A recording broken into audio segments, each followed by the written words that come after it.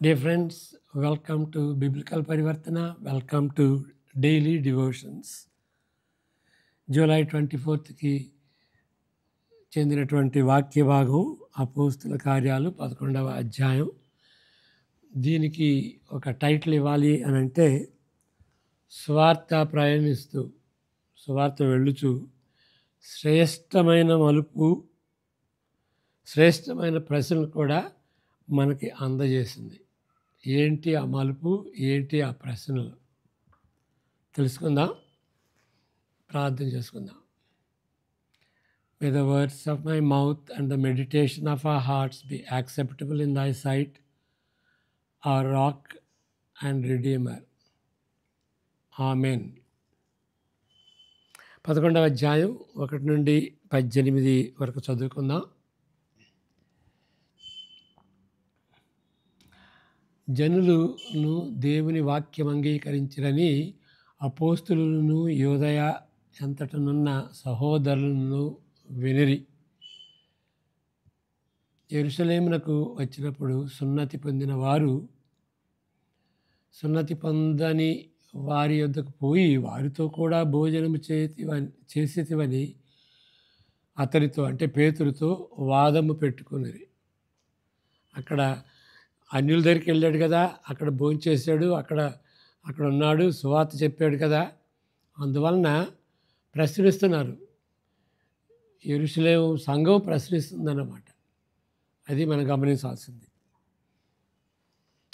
4వ వచనం. అందుకు పేతురు మొదటి నుండి వరుసగా వారికి ఆ సంగతి ఈలాగు వివరించి చెప్పాను. నేను యొప్పే పట్టణంలో ప్రార్థన చేస్తుండగా పరవశుడనైతిని. అప్పుడు ఒక దర్శనము నాకు కలిగెను.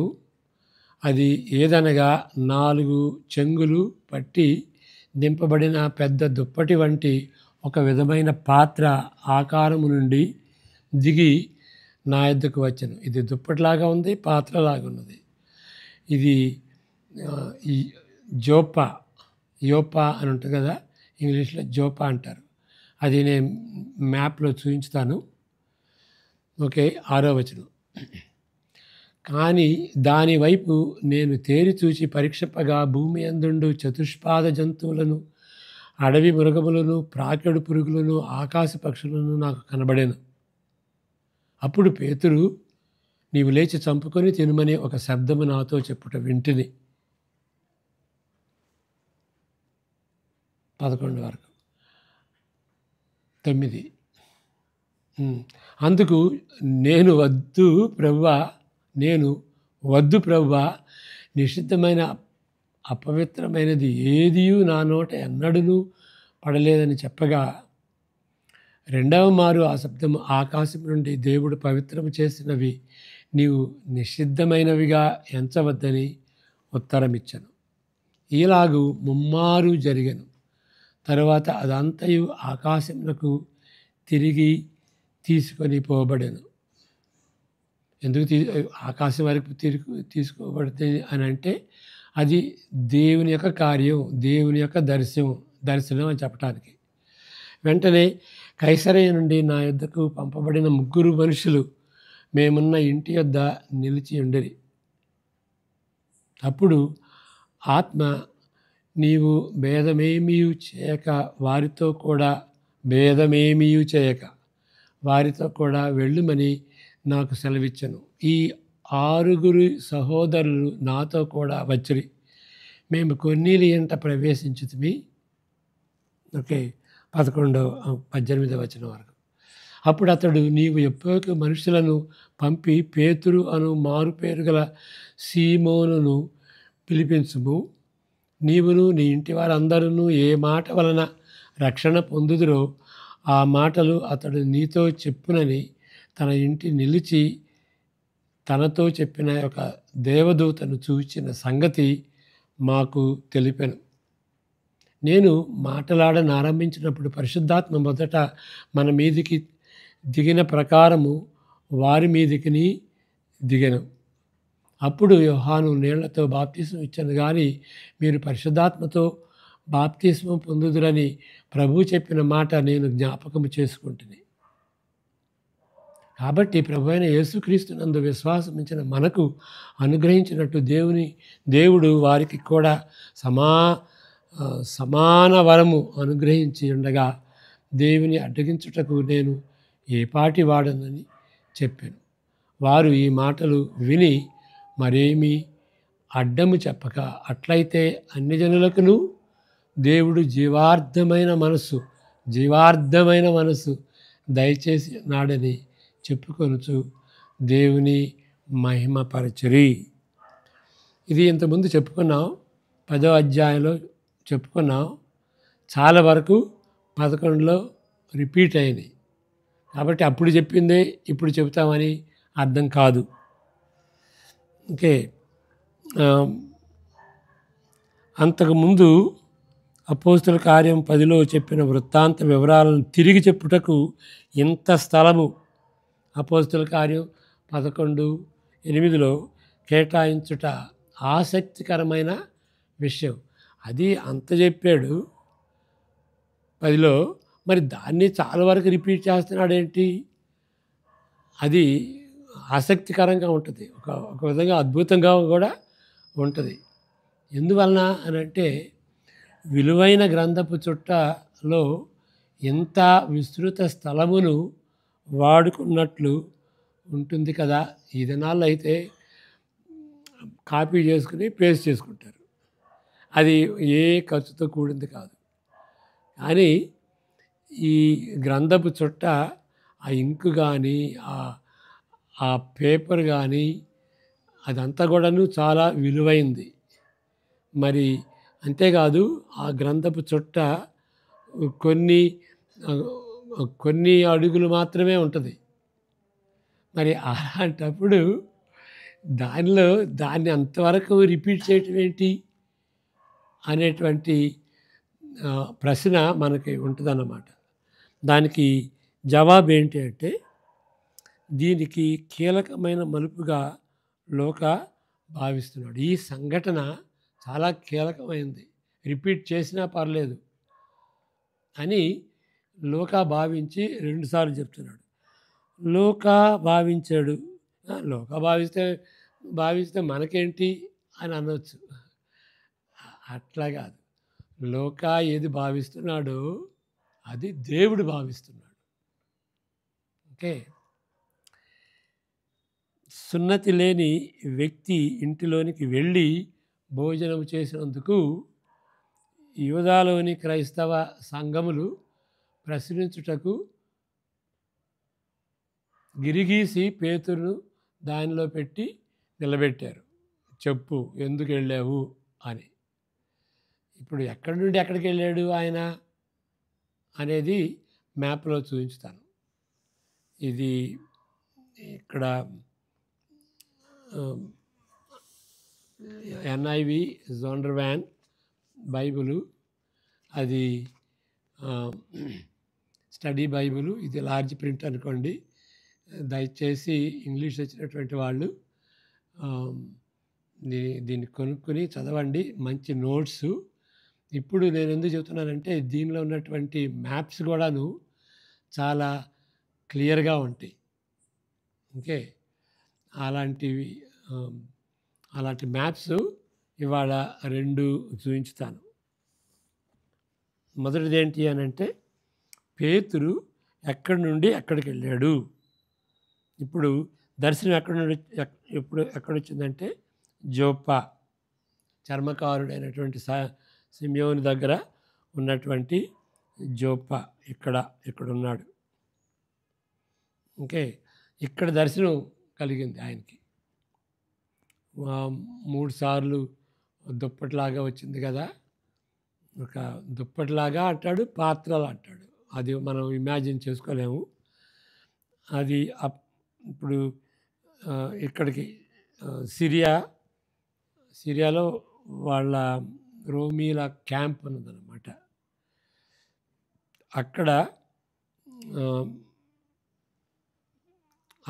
అక్కడికి వెళ్ళి అక్కడ ఉన్నటువంటి అన్యంతో భోజనం చేశాడు.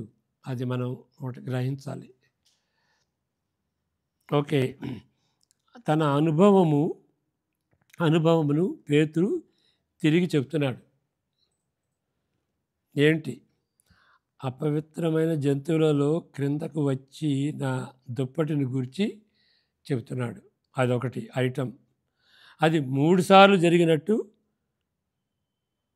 వర్తమానము తెచ్చిన అన్యులతో పొమ్మని ఆత్మ ఆదేశించినట్లు. అది మూడవది. జంతువుల్లో తిరిగి వచ్చింది, 3 సార్లు జరిగింది అని చెప్తున్నాడు. మళ్ళా వర్తమానం తెచ్చిన అన్యులతో పొమ్మని దేవుడు ఆయన ఆదేశించాడు. తర్వాత 6 యూదులు ఆయనతో కూడా వెళ్ళారు సిజరియా. అది ఎందుకు 6తో వెళ్ళారు అని చెప్పటం ఏంటి కారణం అంటే, అయ్యా నేను వెళ్ళాను, 6 ఉన్నారు, వెరిఫై చేసుకోవచ్చు, వాళ్ళు 6 సాక్ష్యంగా ఉంటారు అని అది చెప్పటం మూలాన వెరిఫై చేసుకోవచ్చు, వాళ్ళని కూడా అడగండి అన్నట్లుగా. వర్తమానం వచ్చిన అన్యులతో పొమ్మని ఆత్మ ఆదేశించిన 6 యూదులు ఆయనతో కూడా వెళ్ళినట్లు చెప్పుటలోనున్న కారణము, ఆయన చెప్పుతున్న కథకు వారు సాక్షులుగా ఉంటారు. ఓకే, నెక్స్ట్ ఇంకేంటి రిపీట్ చేసింది? పెంతెకోస్తుతో ముడిపెట్టిన విధంగా పరిశుద్ధాత్మ దిగి రావటం. పరిశుద్ధాత్మ దిగొచ్చింది. ఎట్లా దిగొచ్చిందంటే, ఆ దినాన పెంతెకోస్తు దినాన యెరూషలేములో ఏ విధంగా పరిశుద్ధాత్మ దేవుడు అనుగ్రహించబడ్డాడో అదే విధంగా వచ్చింది అని ఆ రిఫరెన్స్ చెప్తాడు. అంతేకాదు, పేతురు అప్పుడు జ్ఞాపకం చేసుకుంటాడు, ప్రభు అయిన యేసుక్రీస్తు మాటలతో అనుసంధానం. ఆయన జ్ఞాపకం చేసుకుని, ఓ యేసు ప్రభు చెప్పాడు కదా,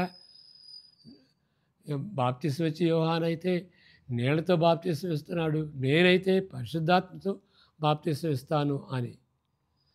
ఇవన్నీ పేతురు జాగ్రత్తగా ఇచ్చిన ముగింపుకు దారితీసింది. ఇవన్నీ చెప్పటం వలన ఏంటి?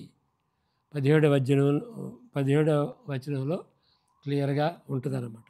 కాబట్టి ప్రభు అయిన యేసుక్రీస్తునందు విశ్వాసం ఉంచిన మనకు అనుగ్రహించినట్లు, మనకు అనంటే యూదులకి అనుగ్రహించినట్లు దేవుడు వారికి కూడా, అన్యులకు కూడా సమాన వరము అనుగ్రహించి ఉండగా దేవుని అడ్డగించుటకు నేను ఏ పాటి వాడను అని పేతురు చెప్పాడు. ఇది దేవుని కార్యం అండి. ఓకే, ఇప్పుడు అది అంటే రుజువుగా ఇవన్నీ చెప్పాడు అన్నమాట, సాక్ష్యం. ఈ దినాల్లో ఏంటంటే, ఈ విధంగా మనం సాక్ష్యం ఇస్తే కొంతమంది ఏమంటారంటే, they don't take at face value. తీసుకోకుండాను, ఓ ఆయన సాక్ష్యం చెప్పాడండి, ఆయన అనుభవం అండి అని ప్రశంసించడం.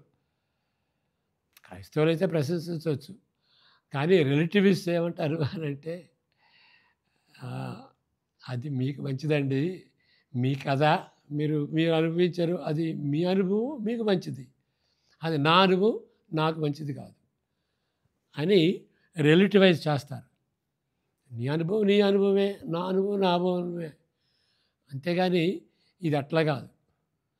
అక్కడ వాళ్ళు నిశ్శబ్దంగా ఉన్నారు ఇది చెప్పినప్పుడు అని మనం చదివాం 18వ వచనంలో. అంటే వాళ్ళు అంగీకరించారన్నమాట.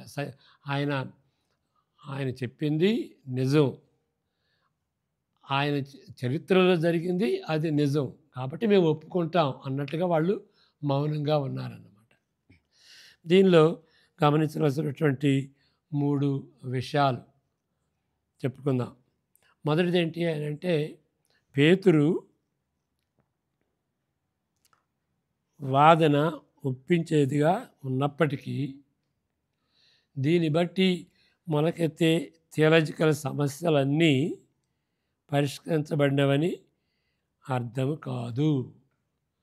ఓకే, అన్యుల దగ్గరికి వెళ్ళింది సువార్త, అది బాగానే ఉన్నది, కానీ దాన్ని బట్టి చాలా ప్రశ్నలు మొలకెత్తినాయి.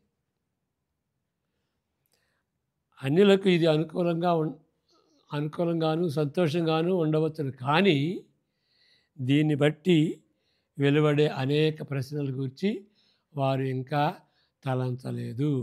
ఇది బిగినింగ్ స్టేజ్లో ఉంది. కాబట్టి దీనివలన ఎలాంటి ప్రశ్నలు వస్తాయో వాళ్ళు అప్పుడు తలంచలే. ఏం ప్రశ్నలు? అన్యులకు సున్నతి అవసరమా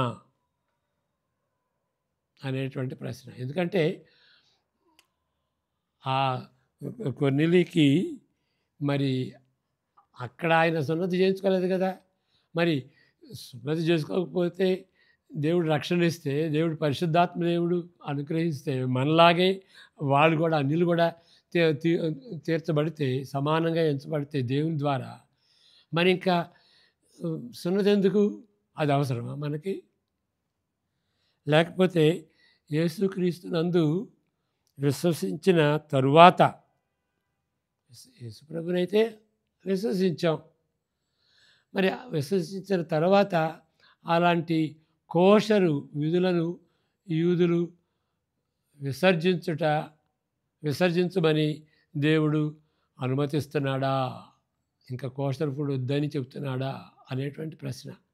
లేక ఇక పేతురుకి జరిగింది ఒక స్పెషల్ అండి, ఇక అది మినహాయింపు, అది మనకు వర్తించదు అని అనుకోవాలా?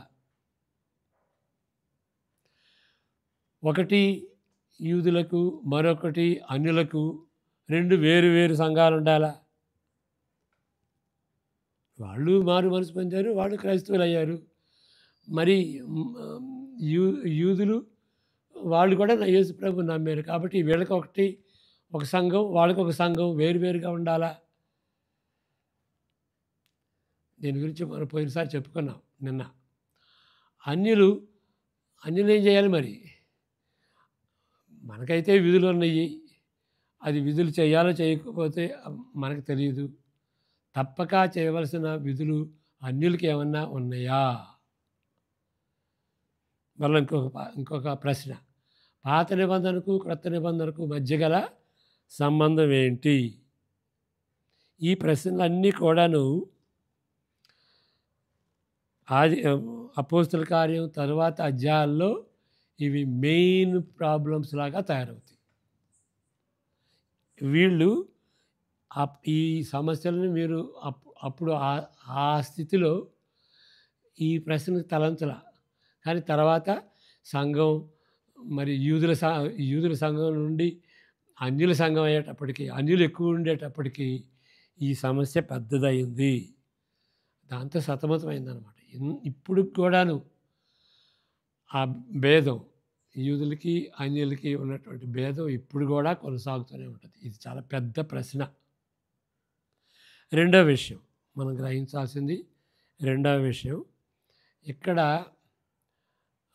ఉన్న ఆత్మ బాప్తీసం, నీటి బాప్తీసం కాదు, ఆత్మ వచ్చింది, ఆత్మతో వాళ్ళు బాప్తీసం పొందారు. దీని యొక్క అర్థం అపోస్తుల కార్యం 2వ అధ్యాయంలో ప్రాముఖ్యతకు ఇక్కడ ప్రాముఖ్యతకు భిన్నంగా ఉంటుంది. ఏంటి భిన్నం? నూతనంగా విశ్వాసులైన వారు, కొర్నేలి ఆయన కుటుంబం వాళ్ళు నూతనంగా విశ్వాసులయ్యారు, అన్యులు విశ్వాసులయ్యారు. నిజమైన అనుభవం గల వారిగా ఇక్కడ అద్భుత తీరులో వాడబడిన పదజాలమును బట్టి యెరూషలేము సంఘము నిరూపించేవిగా ఉంటున్నవి. ఎందుకు ఆ విధంగా? ఏ భేదం లేదు, పక్షపాతం లేదు, దేవునికి అందరికీ సమానం అని ఈ మాటలన్నీ అక్కడ జరిగినట్టుగానే ఇక్కడ జరిగింది. ఈ మాటలన్నీ అద్భుతమైనటువంటి మాటలు. ఇవెందుకు వాడారు అని అంటే, పేతురు వాళ్ళని కన్విన్స్ చేస్తున్నాడు. అక్కడ యెరూషలేములో, ఆ ప్రాంతంలో, యోధా ప్రాంతంలో ఉన్నటువంటి క్రైస్తవులకి, యోధా బ్యాక్గ్రౌండ్తో ఉన్నటువంటి క్రైస్తవులని వాళ్ళు కన్విన్స్ చేసేటట్టుగా చెప్తున్నాడు. మరి 2వ అధ్యాయంలో పెంతెకోస్తు సమయంలో పరిశుద్ధాత్మ దేవుడు వచ్చినప్పుడు ఇదంతా అవసరం లేదు, ఇప్పుడు ఎవరిని కన్విన్స్ చేయని అవసరం లేదు. కాబట్టి 2వ అధ్యాయంలో మరి 10-11 అధ్యాయాల్లో ఉన్నటువంటి సంఘటన, దాని యొక్క ప్రాముఖ్యత వేరుగా ఉంటుంది. మూడవ విషయం, తరువాత భాగంలో అంటే ఇప్పుడు మనం 1 నుండి 18 వరకు చదువుకున్నాం. 15 తర్వాత ఓకే. అక్కడ అంతియోకులో జరిగినటువంటి రివైవల్ అన్నమాట. ఏ విధంగా అంతియోకులో ప్రభువుని నమ్మారు. యూదులు నమ్మారు, అన్యులు నమ్మారు. అది మిక్స్డ్ గ్రూప్ అన్నమాట. అది నేను చూపించుతాను. ఇక్కడ అంతియోకు అనేది 2 అంతియోకులు ఉన్నట్లుగా మనం గమనించాలి. ఇక్కడ యెరూషలేము ఉంటుంది. ఇది అంతియోకు సిరియాలో ఉన్నటువంటి అంతియోకు. ఇక్కడ పర్గాలో ఉన్నటువంటి అంతియోకు. ఇది పిసిడియన్ అంతియోకు అంటారు. ఇది వేరు, ఇది వేరు. ఇది మిషన్కి హెడ్ క్వార్టర్స్ అన్నమాట. ఫస్ట్, సెకండ్, థర్డ్ మిషనరీలు జరిగింది ఇక్కడ నుండి వెళ్ళారు. తిరిగి వచ్చి ఇక్కడ యెరూషలేములో రిపోర్ట్ ఇచ్చారు. ఓకే. కానీ ఇది హెడ్ క్వార్టర్స్ అన్నమాట. ఇక్కడ ఏంటి అని అంటే యూదులు, అన్యులు వాళ్ళు మారు మనసు పొందారు. ఓకే. ఇది ఈ ప్లేస్కి ఎప్పుడు వెళ్ళారు అని అంటే మొదటి సువార్త ప్రయాణంలో ఈయన పౌలు మరి శీలులు ఇక్కడికి వెళ్ళారు. మార్కు కూడా వెళ్ళాడు అనుకోండి.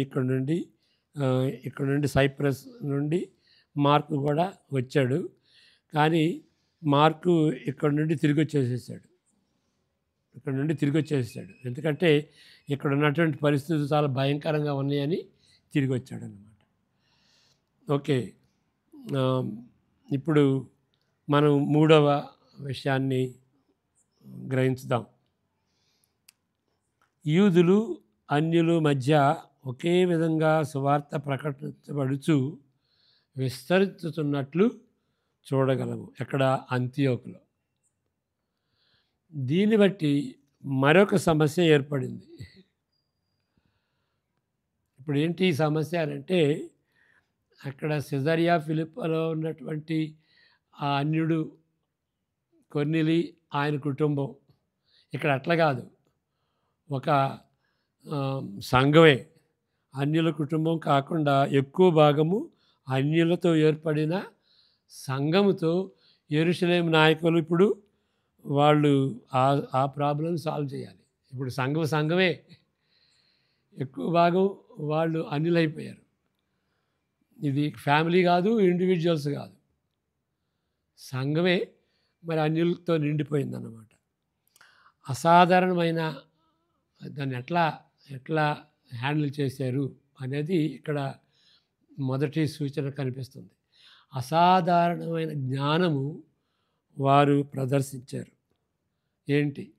బర్నబాను రాయబారిగా వారు పంపి ఉన్నారు. ఎక్కడి నుండి? యెరూషలేము నుండి అంతియోకు, దక్షిణాన నుండి ఉత్తరానికి ఆయన్ని పంపించారు. మరి ఆయనకి పెద్ద థియాలజీ అంటే రబ్బాయి ఇన్స్టిట్యూట్కి వెళ్ళి థియాలజీ నేర్చుకోలేదు పౌల్లాగా. థియాలజీ అంత పదును గల వ్యక్తి కాకపోయినప్పటికీ ఇది పరిశుద్ధాత్మ చేస్తున్న కార్యమని ఆయన బర్నబా గ్రహించాడు. వెంటనే ఏం చేశాడు? విశ్వాసులను ప్రోత్సహిస్తూ దేవుని ఎడల నమ్మకముగా ఉండమని వారిని హెచ్చరించాడు. అయ్యా, ఇది మీరు ముందు నమ్మటమే కాదు, యేసు ప్రభువుతో కట్టుబడి ఉండాలి. ఇబ్బంది అయినా ఏదైనా సరే ఆయన విశ్వాసంలో కొనసాగాలి అని, ఆయన ఎడల నమ్మకంగా ఉండాలని వాళ్ళని హెచ్చరించాడు, అంతియోకులో ఉన్నటువంటి వాళ్ళని. ఇలాంటి మిశ్రమ జాతికి చెందిన సంఘమునకు తగిన బోధకుడు ఎవరు అని ఆలోచించాడు. అప్పుడు వెంటనే ఆయనకి తట్టిందన్నమాట. ఏంటి అని అంటే పౌలు. అలాంటి బోధకుని కొరకు, టీచర్ కొరకు వెంటనే వెతికిన వ్యక్తి. ఈ 2 వచనాలు చదువుకుందాం. 25, 26 వచనాలు. అంతటా అతడు సౌలును వెతుకుటకు తార్సునకు వెళ్ళి అతనిని కనుగొని అంతియొక్కకు తోడుకొని వచ్చెను. వారు కలిసి 1 సంవత్సరం అంతయు సంఘములో ఉండి బహుజనులకు వాక్యమును బోధించిరి. మొట్టమొదట అంతియొక్కయలో శిష్యులు క్రైస్తవులు అనబడిరి. క్రైస్తవులు అనబడ్డారు అక్కడ మొట్టమొదటిగా క్రైస్తవులు, క్రీస్తుకు చెందినటువంటి వాళ్ళు. అంటే నాన్ క్రిస్టియన్స్ అది డెరగేటరీ వర్డ్ లాగా తక్కువ చూపు చూస్తూ వాడినటువంటి పదం. కానీ వాళ్ళకి అది మంచి పదంగా వాళ్ళు తలంచారు, మంచి పేరుగా వాళ్ళు తలంచుకున్నారు. Christian, what a name. ఈ విధంగా తార్సుకు చెందిన పౌలు ఆ గొప్ప సంఘముతో సంబంధము కలిగి ఉన్నాడు. ఏ విధంగా ఆ అంతియోకుతో గొప్ప సంబంధం కలిగి ఉన్నాడు. ఎందువల్లంటే అది హెడ్ క్వార్టర్స్ అయిపోయింది. ఎప్పుడు ఆయన ప్రయాణం చేసినా కానీ 3 సార్లు ప్రయాణం చేశాడు కదా. 4వసారి తిరిగి రాలేదు. 4వసారి రోమా వెళ్ళాడు. కాబట్టి ఎప్పుడు ఈ 3 సార్లు ప్రయాణం చేసినా కానీ అంతియోక్కి తిరిగి వచ్చాడనమాట. కాబట్టి అంతియోకు చాలా మిషనరీ హెడ్ క్వార్టర్స్ అయింది. ఓకే. ఆ విధంగా బర్నబా ఆయన్ని తీసుకొచ్చి ఆ సంఘానికి ఇంట్రడ్యూస్ చేశాడు. కాబట్టి ఇప్పుడు మనం అనుకున్నది ఏంటి అంటే మలుపు, శ్రేష్టమైన మలుపు అని అన్నాను. ఎందుకు శ్రేష్టమైన మలుపు అయ్యింది అని అంటే మనందరం అన్యులమే కదా. మనం ఇప్పుడు క్రైస్తవ కుటుంబంలో పుట్టినంత మాత్రాన వాళ్ళు యూదులు కాలేదు. మనం యూదులే. కృష్ణులో పుట్టిన క్రైస్తవేతర కుటుంబంలో పుట్టినా కానీ మనం యూదులం కాదు. కాబట్టి సువార్త ఆ మలుపు తిరగటాన్ని బట్టి మనకి సువార్త అందింది. అదేవిధంగా మరి ఎంతోమంది మిషనరీస్ వచ్చి ప్రతి నలుమూలలు, ప్రపంచానికి నలుమూలల్లో, అంటే ప్రపంచానికి నలుమూలలు లేవనుకోండి, అట్లా ఉన్నట్టుగా ఉంటుంది కాబట్టి ఆ మాట వాడుతున్నాం. నలుమూలలు అక్కడ మిషనరీస్ వెళ్ళి అన్యులకి ప్రకటించారు. పౌలైతే సినగోగ్కి వెళ్ళాడు. తర్వాత ఆయన కూడా అన్యుల వైపు తిరిగాడు. ఎందుకంటే సినగోగ్లో వాళ్ళు పెద్ద హెడేక్ ఇచ్చారు ఆయనకి. కాబట్టి ఆ మలుపు తిరగటం అన్యుల వైపు తిరిగింది. అందువలన అనేక జాతులు పోయినసారి చెప్పుకున్నటువంటి రీతిగా, మరి ప్రకటన 5:9లో చెప్పుకున్నటువంటి రీతిగా అన్ని జాతుల నుండి, అన్ని దేశాల నుండి, అన్ని ఎథ్నిక్ గ్రూప్స్ నుండి, అన్ని సంస్కృతి బ్యాక్గ్రౌండ్ నుండి వచ్చినటువంటి జనులు యేసు ప్రభువుని నూతన కీర్తనతో ఆరాధించారన్నమాట. అది మంచి మలుపు. ఇంకోటి ఏంటి అనంటే శ్రేష్టమైన ప్రశ్నలు కూడా అని అన్నాను కదా. ఆ ప్రశ్నలు శ్రేష్టమైన ప్రశ్నలు ఎందుకు అవుతాయి అని అంటే ఇవి పాత నిబంధనకి కొత్త నిబంధనకి ఉన్నటువంటి మరి సంబంధం ఏంటి? ఓకే. అది పాత నిబంధనకి కొత్త ఉన్నటువంటి సంబంధం ఏంటి? అది చాలా ముఖ్యమైనటువంటిది ప్రశ్న. దాన్ని సార్ట్అవుట్ చేయాలి. ఓకే. మరి మనం చేయాల్సింది ఏంటి? మనం ఏదైనా చేయాలా? పాత నిబంధన బట్టి యూదులు దానికి కట్టుబడి ఉంటే, పాత నిబంధనకి విశ్వాసులు క్రొత్త నిబంధనకి కట్టుబడి ఉండాలి. ఓకే. కాబట్టి మనం చేయాల్సింది ఏంటి? అది చాలా ముఖ్యమైనటువంటి ప్రశ్న. మరి ఇంకేంటి? ఇది ఒకేసారి మినహాయింప. ఓకే. అది చాలా మంచి ప్రశ్న. పేతురుకు జరిగినది ఒకేసారి జరిగిన మినహాయింపుగా ఎంచాలా?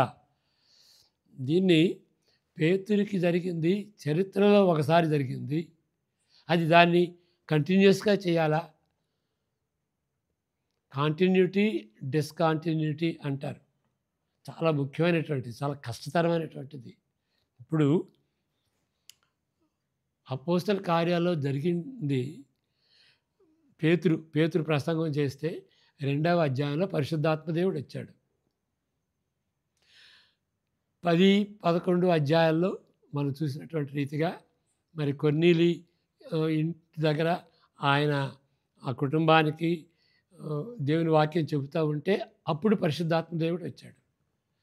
యూదులకి, తర్వాత 8వ అధ్యాయంలో సమరయులకి, తర్వాత పరిసయ్యులకి. ఆ విధంగా వచ్చి పరిశుద్ధాత్మ దేవుడు వచ్చి వెళ్ళిపోయాడా? లేదు. వచ్చి వాళ్ళ సంఘంతోనే ఉన్నాడు. ఇప్పుడు అక్కడ పేతురు చేసినటువంటిది దాన్ని రిపీట్ చేయాలా? అంటే ప్రభువా పరిశుద్ధాత్మ రమ్ము పరలోకం నుండి అని అనాలా మనం? ఓకే. ఎందుకంటే పరిశుద్ధాత్మ దేవుడు సంఘంలో ఉన్నాడు, సంఘంతో ఉన్నాడు. ఇప్పుడు యేసు ప్రభు మొదటి రాకడ, క్రిస్మస్ దినం మొదటి రాకడని క్రిస్మస్ అని అంటాం కదా. మరి యేసు ప్రభు వచ్చాడు. యేసు ప్రభు వచ్చిన తర్వాత మరలా మనం యేసు ప్రభు రమ్మని అంటామా? క్రిస్మస్ లాగా రెండో రాకడ గురించి మనం ఆయన రమ్మని అంటాం. ఆయన వచ్చాడు కదా, వచ్చాడు. పరిశుద్ధాత్మ దేవుని ద్వారా మన హృదయంలో ఉంటాడు. అలాంటప్పుడు యేసు ప్రభు రమ్ము రమ్ము అని అంటామా? వచ్చాడు కదా. రెండోసారి విషయంలో అది రమ్ము అంటాం. అదేవిధంగా అది చరిత్రలో ఒకసారి జరిగింది కాబట్టి ప్రతిసారి యూదుల మీదకి రావటం, ప్రతిసారి అన్యుల మీదకి రావటం, ప్రతిసారి సమరయుల మీదకి రావటం కాదు. వచ్చాడు, వాళ్ళతో ఉన్నాడు. ఎవరైతే సమరయులు కానీ, యూదులు కానీ, మరి అన్యులు కానీ సువార్త చెప్పినప్పుడు వాళ్ళు సంఘంలోనికి వస్తే అప్పుడు పరిశుద్ధాత్మ ద్వారా యేసు త్రియేక దేవుడు వాళ్ళ దగ్గరికి వస్తాడన్నమాట. కాబట్టి పరలోకం నుండి రమ్ము రమ్ము అని అనవసరం లేదు. ఎందుకంటే వచ్చేసాడు. పెంతెకోస్తు ఏంటి? పరిశుద్ధాత్మకి క్రిస్మస్ దినం లాంటిది. పెంతెకోస్తు పరిశుద్ధాత్మకి క్రిస్మస్. అదేవిధంగా మరి అన్యులకి క్రిస్మస్ జరిగింది, సమరయులకి క్రిస్మస్ జరిగింది. ఇక ఆ ఫౌండేషన్ అంతా అయిపోయిందన్నమాట. కాబట్టి ఫౌండేషన్ని రిపీట్ చేయం. ఇల్లు కట్టేటప్పుడు ఫౌండేషన్ ఒకసారే వేస్తాం. యేసుక్రీస్తు కార్నర్ స్టోన్, మూలరాయి. మరి శిష్యులు అపోస్తులుగా అయ్యారు. అపోస్తులు ఈ సంఘానికి వాళ్ళు పునాదిగా ఉంటారు, వాళ్ళు ఫౌండేషన్గా ఉంటారన్నమాట. మరి ఫౌండేషన్ మళ్ళీ కట్టకూడదు. వేరే అపోస్తులు వచ్చి మళ్ళీ వాళ్ళు చెప్పి మళ్ళీ కట్టకూడదన్నమాట. ఆ ఫౌండేషన్ మీదే మనం కట్టుకోవాలి. కాబట్టి ఫౌండేషన్ రిపీటెడ్గా కాదు, అది it has to be discontinued. ఇక ఫౌండేషన్ అయిపోయింది కాబట్టి ఏది కొనసాగాలి, ఏది కొనసాగకూడదు అనేటువంటిది చాలా ముఖ్యమన్నమాట. ఆ విధంగా అపోస్తుల కార్యాలు చాలా కీలకమైంది. దాన్ని బాగా స్టడీ చేయాలి. చరిత్రలో ఒకసారి జరిగింది, దాన్ని రిపీట్ చేయండి. మరి ఏది రిపీట్ చేయాలి?